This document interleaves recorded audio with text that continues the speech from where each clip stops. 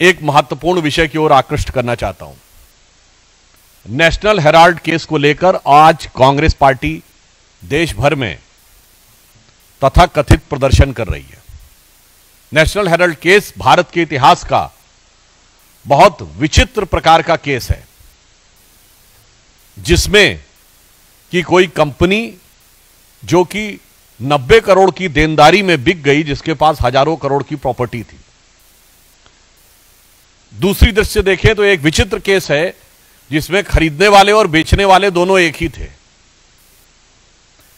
तीसरी दृष्टि से देखें तो यह बहुत विचित्र बात है कि यह दावा किया जाता है कि यह स्वतंत्रता संग्राम सेनानियों के कंट्रीब्यूशन से और उनकी स्मृति में प्रारंभ किया गया देश के प्रथम प्रधानमंत्री पंडित जवाहरलाल नेहरू जी के द्वारा, और कांग्रेस के दौरे हुकूमत में बंद हो गया। 2008 में बंद हुआ। 60 साल में उससे पहले 50 साल कांग्रेस की सरकार रही थी। तो सवाल उठता है कि क्या कांग्रेस अपने 50 साल के शासनकाल में अपनी विरासत को बचा नहीं पाई?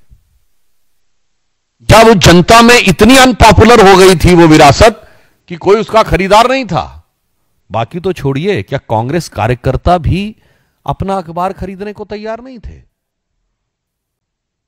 जबकि राजीव गांधी फाउंडेशन को उसी दौरे हुकूमत में खूब पैसा मिल रहा था। यह अपने आप में कांग्रेस पार्टी की नीयत पर सवाल पैदा करता है। और 3 अखबार थे, नेशनल हेराल्ड इंग्लिश में, नवजीवन हिंदी में, कौमी आवाज उर्दू में।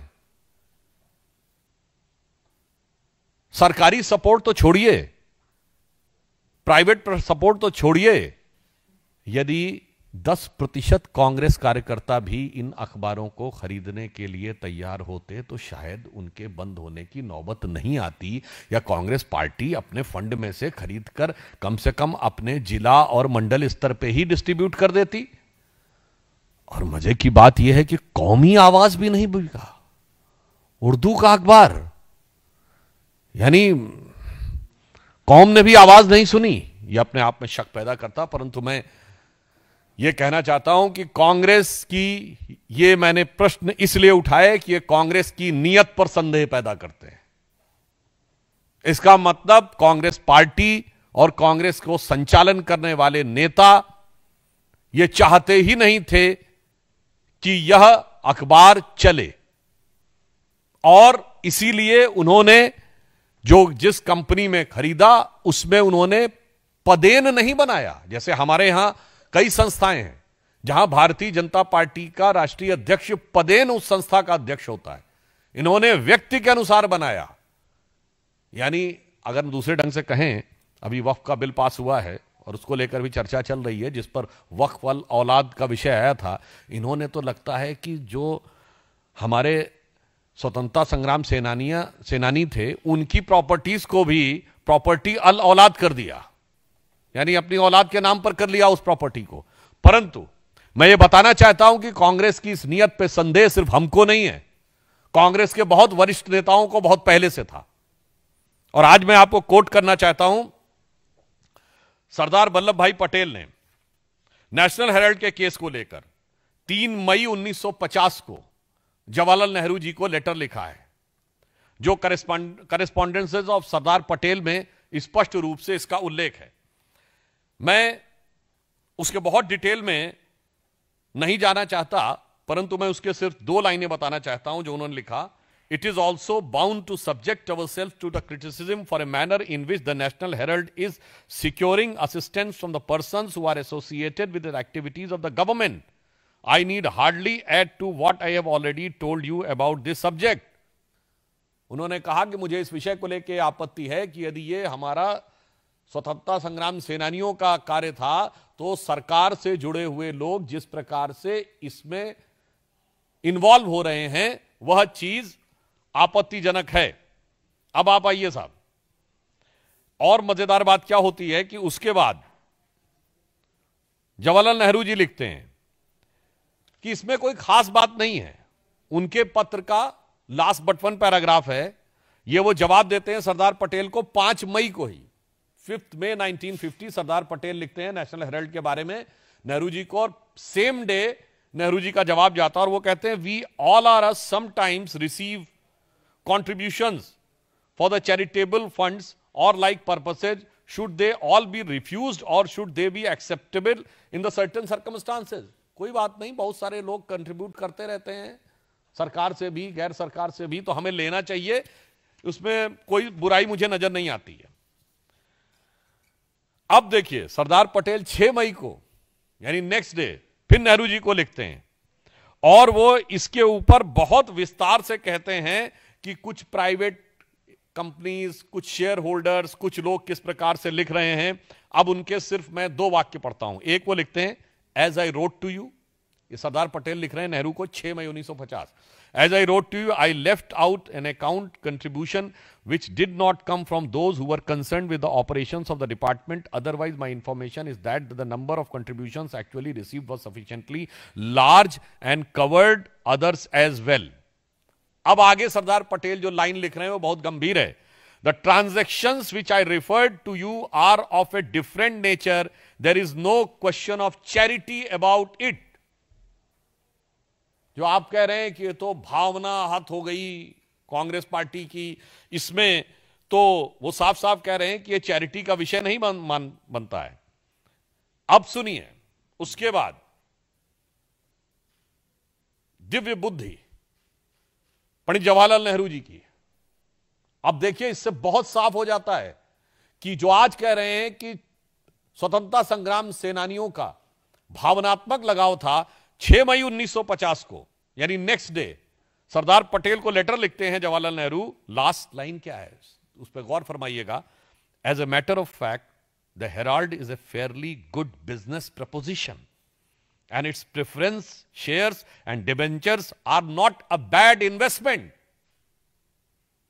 आई repeat, as a matter of fact the Herald is a fairly good business proposition and its preference shares and debentures are not a bad investment।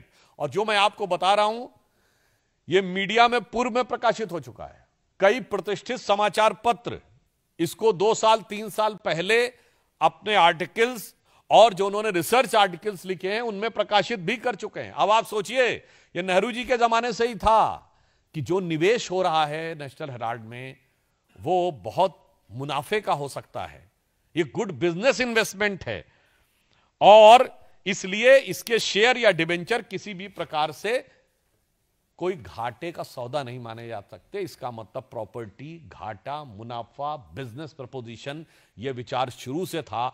आज कांग्रेस से यह नैतिक सवाल है कि अचानक आप इसके ऊपर अब वो भावनात्मक और जैसे कि स्वतंत्रता संग्राम के लिए दिए गए दान या चैरिटी का विषय कैसे करें, जबकि सरदार पटेल कह चुके हैं इसमें चैरिटी ऐसी कोई नहीं। और लास्ट में 10 मई 1950 यानी 4 दिन के बाद सरदार पटेल लिखते हैं, in view of the position which have taken I feel it is useless to pursue the matter. यानी वे एक प्रकार से हताश होकर कहते हैं कि मुझे लगता है कि अब मुझे इसके लिए परस्यू करने की आवश्यकता नहीं है। I have already told you how eye view these activities and that is doubtful. If in any other province, if I had anything to do with this matter, this position would have been tolerated by me। अब वो कह रहे हैं कि अब मैं पूरी तरीके से निराश हो गया हूं तो मैं इस पे पुनः नहीं आना चाहता। अब आप बताइए, मैं कांग्रेस पार्टी से पूछना चाहता हूं, कौन सा त्याग, कौन सा समर्पण, कौन सा योगदान स्वतंत्रता संग्राम सेनानियों का, या ये शुद्ध बिजनेस ट्रांजैक्शन का मामला है तो वो कैसे कह सकते हैं कि ये ईडी के परव्यू के बाहर है अथवा यह किसी प्रकार की राजनीतिक दुर्भावना से प्रेरित है। जबकि यह विषय 2012 में प्रारंभ हुआ। अक्टूबर 2013 में यूपीए सरकार के शासनकाल में दिल्ली हाईकोर्ट के निर्देश पर यह केस प्रारंभ हुआ था एक जनहित याचिका के द्वारा, और इसको लेकर संदेह 1950 से कांग्रेस नेताओं में था। अब दूसरा एक आपको और बहुत रोचक परंतु गंभीर और चिंताजनक उदाहरण, कांग्रेस के बहुत वरिष्ठ नेता जो 4 बार उत्तर प्रदेश के मुख्यमंत्री रहे, श्री चंद्रभानु गुप्त, उनके संस्मरण जो कि 2021 में प्रकाशित किए गए, जिसका शीर्षक था सफर कहीं रुका नहीं झुका नहीं, नमन प्रकाशन लखनऊ के द्वारा। वो लखनऊ के पानदरीबा क्षेत्र में रहते थे। हम लोग तो, मैं तो खैर बचपन में उनको देखने का भी मुझे अवसर मिला है, मिलने का। अब देखिए C.B. Gupta, the four-time Chief Minister of Uttar Pradesh, writes in his memoir, I am surprised that the National Herald is now considered as a property of Nehru family. If there is some investigation by an inquiry commission into how the funds were collected for National Herald, there will be a big expose. From the very beginning of the policy of National Herald was to promote Nehru and his daughter. For freedom of press meant attacking whosoever criticized the wrong policies of Nehru family. ये श्री चंद्र भानुगुप्त जो कई बार उत्तर प्रदेश के मुख्यमंत्री रहे, कांग्रेस के वरिष्ठ नेता रहे, स्वतंत्रता संग्राम सेनानी रहे, ये उनका वक्तव्य है, कोट अनकोट हमारा वक्तव्य नहीं है। अब आगे देखिए नेशनल हेराल्ड के बारे में और भी खुलासे वाली बात है। वी ऑल, आगे वो लिखते हैं, आचार्य नरेंद्र देव, शिव प्रकाश, शिव प्रसाद गुप्ता, पुरुषोत्तम दास टंडन, ये सब बहुत बड़े नाम हैं। पुरुषोत्तम दास टंडन जी आजादी के बाद पहले कांग्रेस अध्यक्ष बने थे, जिनसे नेहरू जी ने स्टेप डाउन करवा दिया था कि सत्ता का केंद्रीकरण दो जगह नहीं होना चाहिए। आज ये लोग कहते हैं ना कि अथॉरिटी वाली बात। अब सुनिए, we all, Acharya Narendra Dev, Shri Prakash, Shiv Prasad Gupta, Purushottam Das Tandon and myself means C B Gupta sold shares. 100 shares were bought in the name of Nehru so that he could be named as its director. यानी सीबी गुप्ता क्या कह रहे हैं कि आचार्य नरेंद्र देव, श्री प्रकाश जी, शिव प्रसाद गुप्ता, पुरुषोत्तम दास टंडन और चंद्र भानु गुप्त के शेयर्स को बेचने को कहा गया और 100 शेयर से अधिक जवाहरलाल नेहरू जी के नाम पर लिए गए, उनके द्वारा लिए गए, ताकि वो इस कंपनी में डायरेक्टर बन सकें। Some money was taken from Congress and part came from the money bags gifted to Nehru and other leaders. When I started collecting money for that, it was said that I wanted to take control of the paper. Still, I helped the newspaper during the crisis. मुझे लगता है कि अब इस national Herald के case की कहानी में ईडी की कहानी तो बहुत किनारे हो जाती है।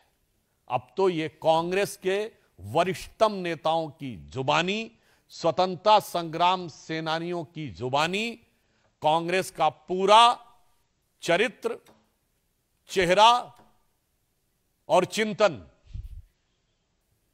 मुझे लगता है बेनकाब हो जाता है इसके बाद। और मैं पुनः रिपीट कर रहा हूं, ये सब के सब प्रतिष्ठित न्यूज़पेपर्स ने पिछले कुछ वर्षों में जब ये सब विषय उठा था, बाकायदा एनालिसिस करके किए हुए हैं। और ये भी इसके बारे में एक देश के एक बड़े लीडिंग इंग्लिश डेली ने इस सारी चीज को डिटेल में दिया हुआ है, पुस्तकों के रेफरेंस तो है ही। तो अब मेरा सवाल है कांग्रेस पार्टी से, अब सवाल नैतिक है।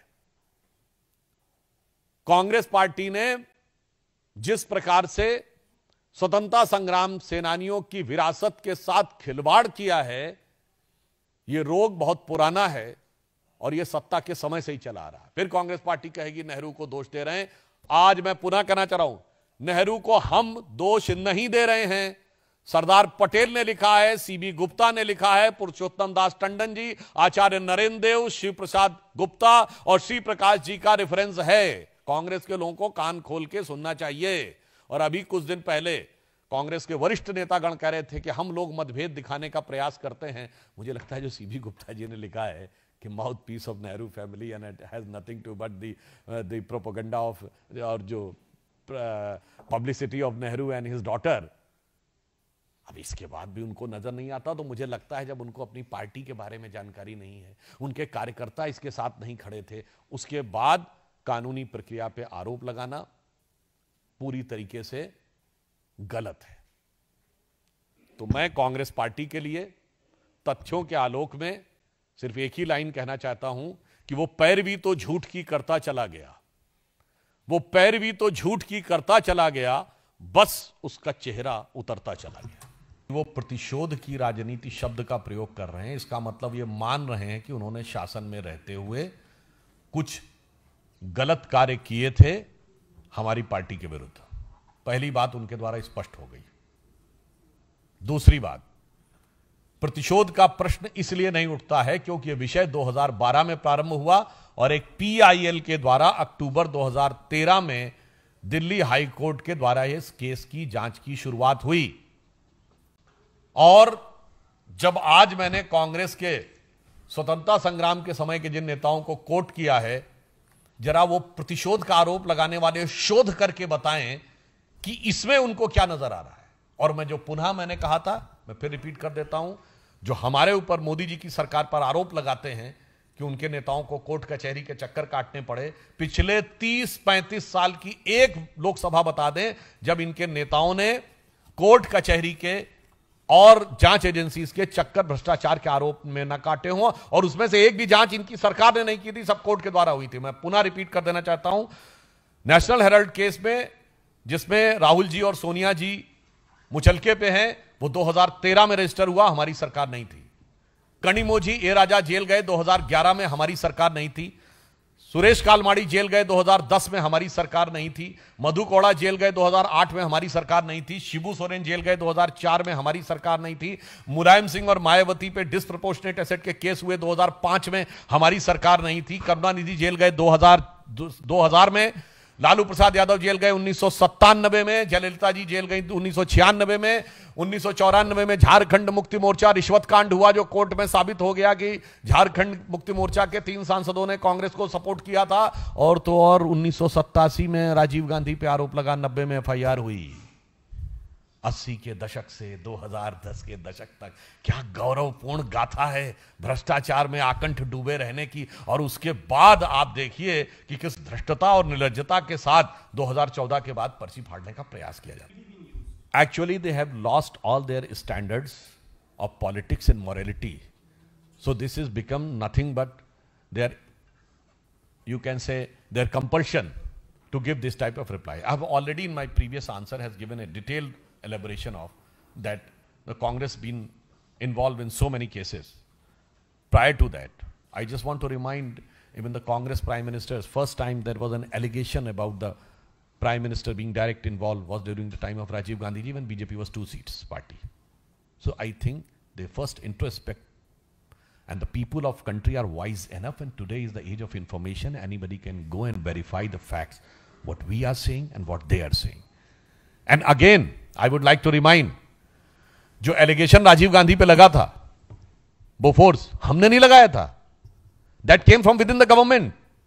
The finance minister of Rajiv Gandhi government, Shri Vishwanath Pratap Singh, has put up the allegation. तो साहब आप अंदर झांकिए, जो दिल खोजूं आपना मुस्सा बुरा न कोई, बुरा जो देखन में चला बुरा न मिलिया कोई। देखिए, ये न्यायिक प्रक्रिया चल रही है। मुझे लगता है कि जो विधि सम्मत कार्रवाई हो रही है और जांच एजेंसियां जो भी अपनी रिपोर्ट दे रही हैं, उसके ऊपर राजनीति न करके उसे न्यायिक और विधिक प्रक्रिया के रूप में देखना चाहिए।